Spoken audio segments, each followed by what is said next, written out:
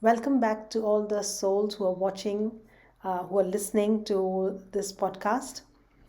We were on Ashtavakra's Gita on chapter 1, and I had completed 15 verses, the explanation of that. I'm going to proceed with the next verse, which is verse 16. Ashtavakra uvachaha tvaya yaptamidam vishvam त्वयि प्रोतं यथा तथा शुद्धबुद्धो स्वरूपस्त्वं मा gamah shruddha chitattam. So here Ashtavakra is explaining to King Janak in this shloka. He says, you pervade this universe, and this universe is superimposed on you. By nature, you are pure consciousness. And he says, do not give in to the pettiness of the mind. So let's understand this verse a little bit more. So he explains that prior to the existence of this universe, you were there. You cannot refute this. And it is not true that the existence of this universe depends upon your existence. So before we came into this earth, this universe existed. Could it be possible to have the knowledge of this universe without I being there first? In fact, the universe disappears in the deep sleep state. Yet I, as the pure consciousness, remain. This very fact shows that while the existence of the universe depends on our own beingness, but our beingness is not dependent on whether the universe exists or doesn't exist. Exactly like what happens when we go to sleep. When we are asleep, this universe still exists, but it was not because we are sleeping the universe doesn't exist. So this proves that while the existence of the universe depends on our beingness is not dependent on whether this universe exists or not.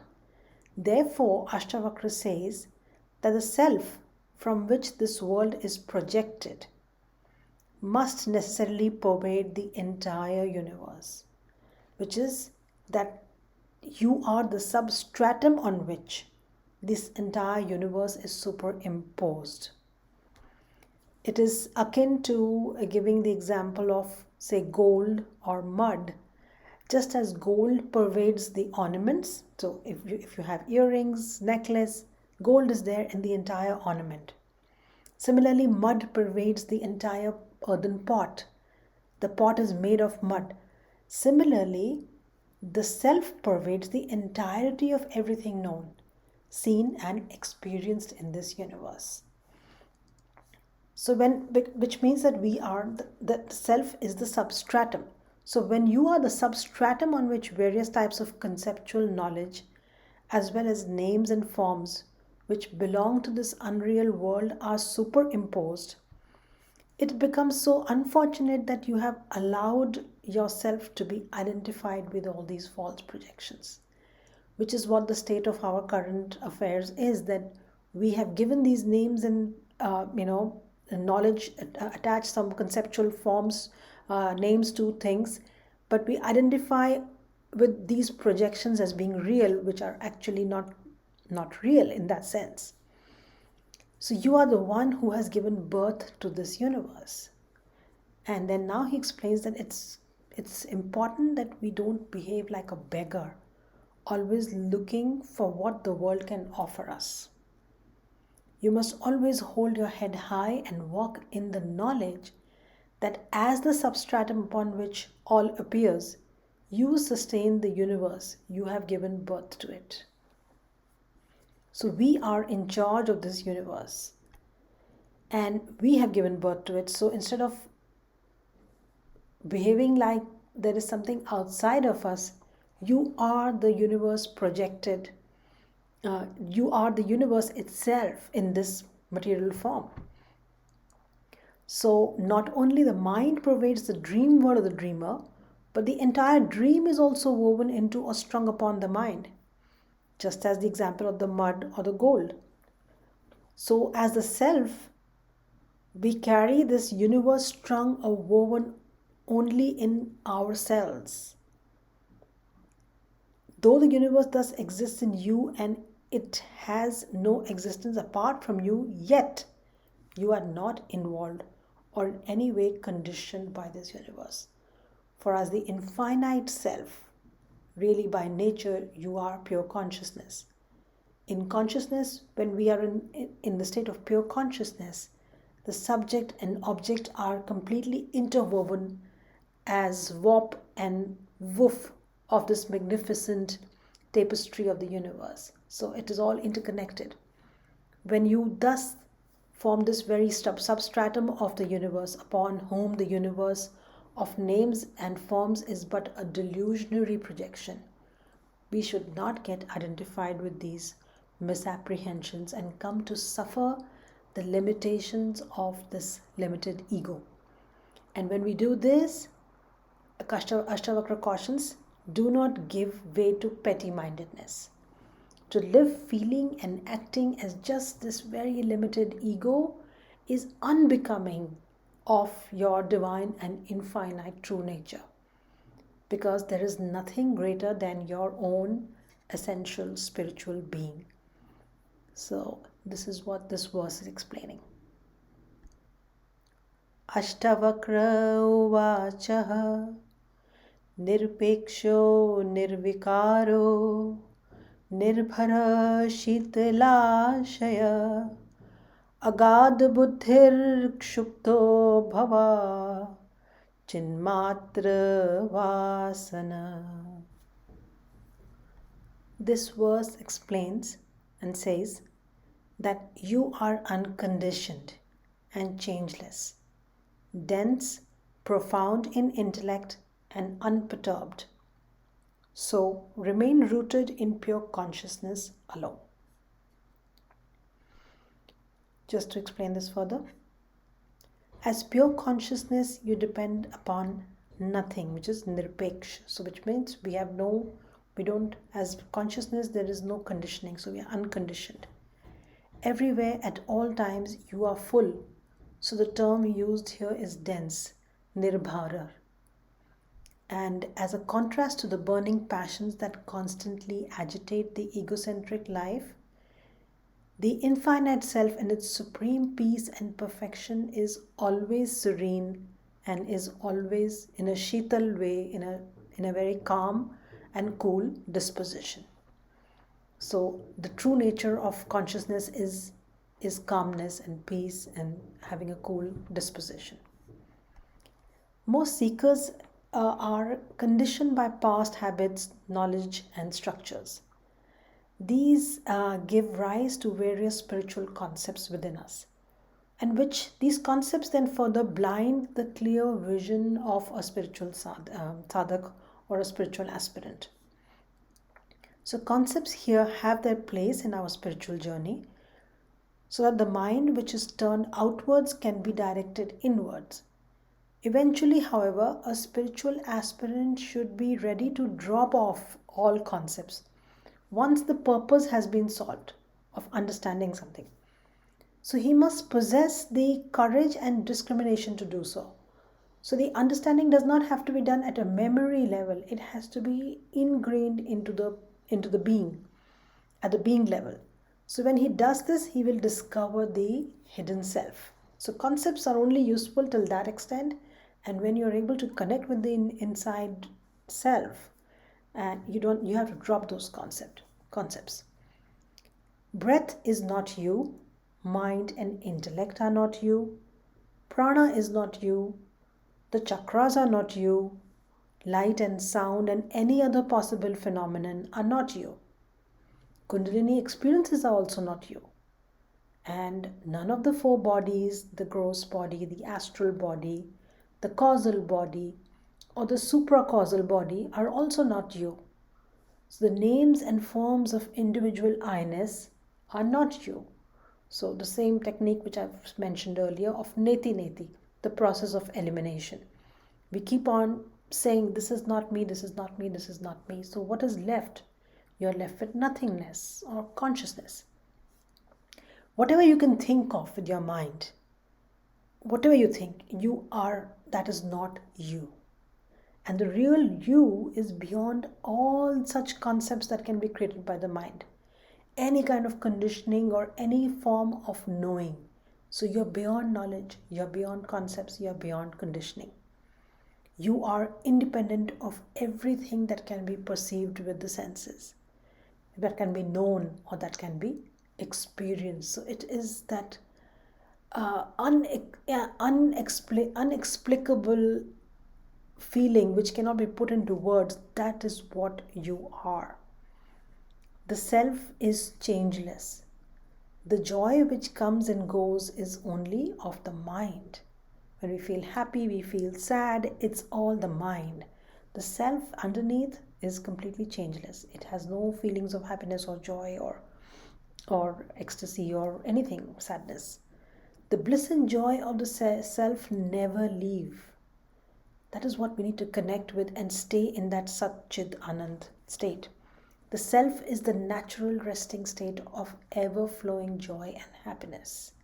It's just that calm joy. It's not happiness like the exuberant form of happiness. It's that calm, cool disposition in the background. That's what the self is.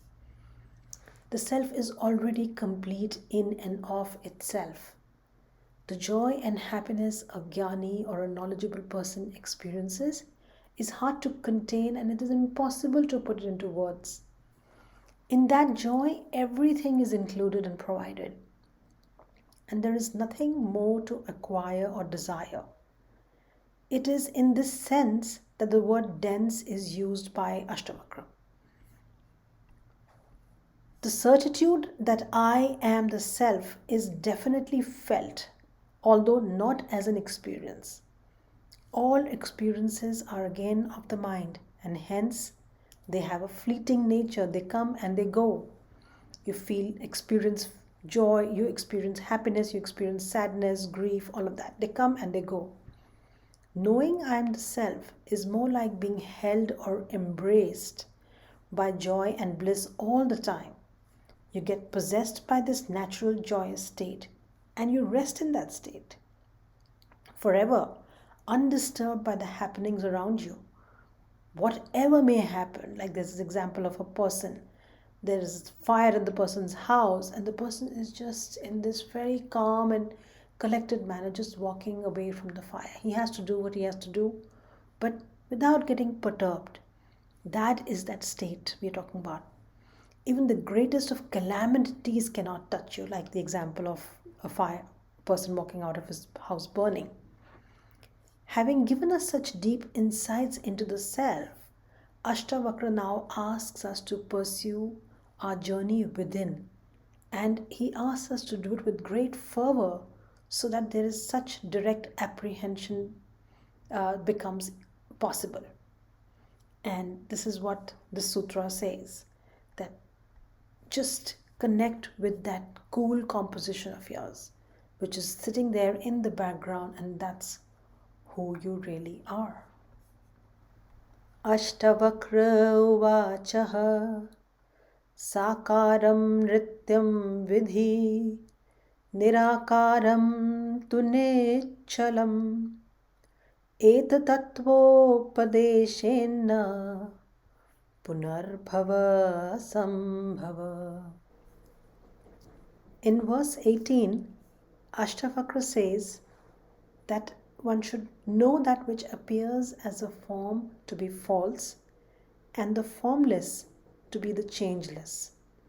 Through this spiritual instruction, he says, you will cease to be born again. Here, born again is not with connection to reincarnation.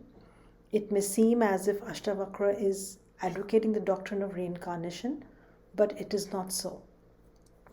Because how can a sage who has rejected everything believe in a specific belief system or theory like reincarnation? For him, everything is a concept and only the self is real. So there's no need to hold on to any concept. To really understand what Ashtavakra implies here would require us to first find out what is it that is born and what is it that dies. So what is born is the gross body with its 5 elements is born, and that is what dies. Every thought and emotion has an origin and an end, and in that sense they are also born and they die. Our breaths in this world are also numbered, and they too are born and die, which is prana is born and prana dies too. All the 4 states of consciousness live and die. The universe comes and goes. I-ness appears and disappears.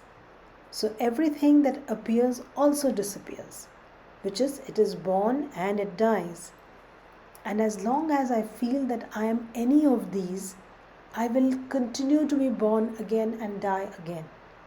Till the time we are in that momentary state of being born and dying and identifying with breath or identifying with thoughts or emotions or the gross body or the 4 states of consciousness, till the time any form of birth and death is identified with, until then we will keep on being born and die. Only when we move away from all of this are we able to get out of this reincarnation cycle. So this is a fundamental aspect of the traditional Indian spiritual belief system.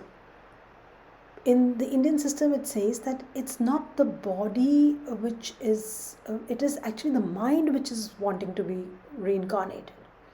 Because the mind and its desires don't cease in one incarnation. That is why it has to manifest as another body in another birth and then take birth and come back into this plane. So reincarnation is not of the body, not of the soul.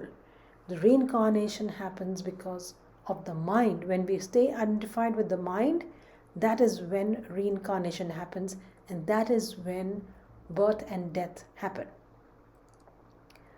But then regardless of such beliefs, the moment I break identification with all of the above, which is emotions, feelings, thoughts, concepts, all of the above, and become the witness, the one who is watching all of this happening, on whom all of these things are superimposed, I will know that I was never born in the first place. So you have to look at your life as ever present. All the time it was there, and you're just watching one birth come, one birth go, and that's it. You are not that birth, you are not that body, that mind. This will not be a matter of belief, but a matter of realization. It will be known that I have always stood independent of everything, and that none of these things had anything to do with me. Me here means the undying self, the pure consciousness. So the body, the mind, the intellect and their perceptions, their emotions and thoughts, our emotions and thoughts are all constantly changing, and therefore they are unreal. But the consciousness that illumines their rise, their existence, their disappearance is permanent, and therefore that is real. Having thus a clear notion of what is real and what is unreal, the meditator can very easily reject the false, the unreal, and aspire to apprehend the true or the real. So he says, know that which has form, meaning every object of experience to be false, and the formless to be the changeless, meaning that is the true real thing. Naturally, therefore, the attention of the meditator is directed away from his equipments of experience, which is the 5 senses, the mind and all of that, into the pure seat of consciousness. So to completely disconnect with the mind, the emotions, feelings, anything that rises and falls, the breath, any of this. And when the knowledge of this true nature of the self reaches the meditator, his illusory ego and its misapprehensions of the universe shall also roll away. Ashthavakra uvachaha yathevadarsh madhyestha rupenta paritastu sa tathevasmin sharirenta Paritaha Parameshwara. Further on, Ashtavakra explains here in this verse, just as a mirror exists everywhere, both within and apart from its reflected images, similarly, the Supreme Self also exists everywhere, within and apart from this body. So the spiritual instruction given by a teacher to his student would be to focus or meditate upon a spiritual center as a point within himself. This could either be one of the chakras like the third eye, or the heart center, or simply the sense of being. It depends on what an aspirant requires at that particular stage of his sadhana. So a uniform instruction cannot be given to everyone, as each student is unique. So this is an example. So the purpose of bringing the mind inwards is to direct the mind away from our outer sense objects, which pull the spiritual aspirant's attention outwards into gratification of the senses. After meeting persistent obstacles during his meditation, the spiritual aspirant's mind will finally, it will surrender and even love to remain turned inwards. Now at this point, slowly through one-pointed and deep practice, the joy and bliss pull the mind even deeper within into the very core of his beingness. And that's when the spiritual aspirant or the sadhak apprehends the seat of consciousness within the self. So this is when the spiritual aspirant awakens to realize the all-encompassing, all-pervasive, all-expansive state of the infinite self. There is neither within nor without for the self. It is everywhere. The center which appeared to be initially within disappears completely with the annihilation of the mind. The self is so boundless and limitless that it defies all attempts at description or explanation. So the apt metaphor of the mirror here and the images reflected within it is used by Ashtavakra to communicate this very thing, that the reflection is within the mirror, but the mirror pervades both within and without the reflection. The reflection has no existence without the mirror, but the mirror exists with or without the reflection. Similarly, the Supreme Self exists with or without your presence. So, the infinite self or the consciousness is within and outside the individualized ego. All of us have our individual egos, but consciousness is inside us also, it is outside us also. And its matter wrappings, it's wrapped around everything. Just as the reflection cannot in any way disturb the reflecting medium, so too the self is not affected by the superimposition of the equipments or the reflection of the ego. So in this very eloquent and striking metaphor employed here, the teacher in Ashtavakra is deliberately employing the word Parameshwar or God in place of supreme consciousness.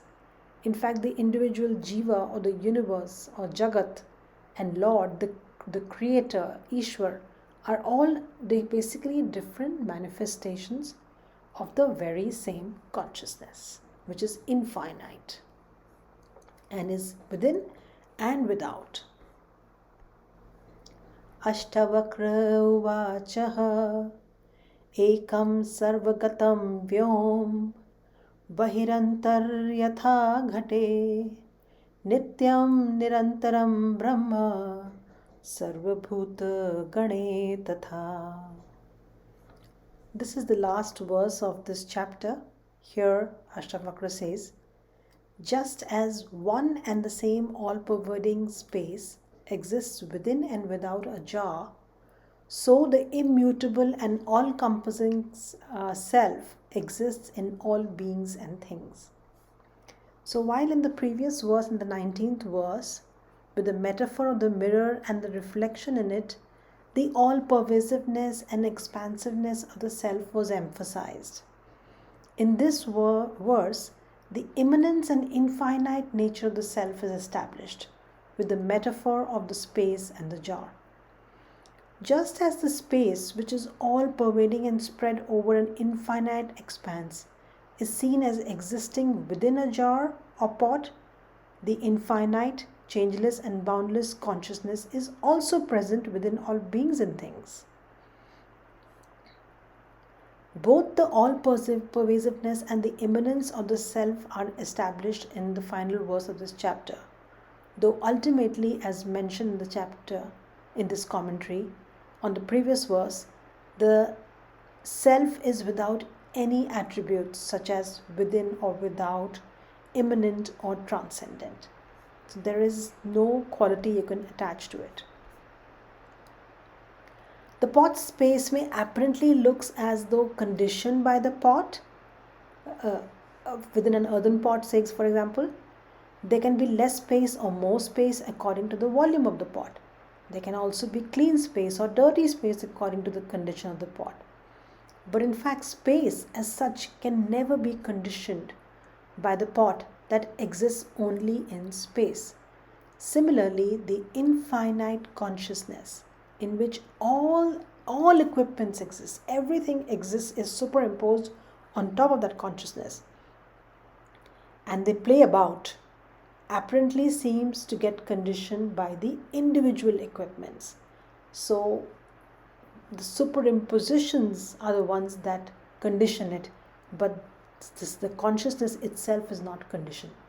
So the presence of the self in all things is being and all things and beings is being emphasized in this verse here. And this brings us to the end of chapter 1. So we've completed 20 verses, and we will take on next time from chapter 2. So thank you so much for listening. Namaste.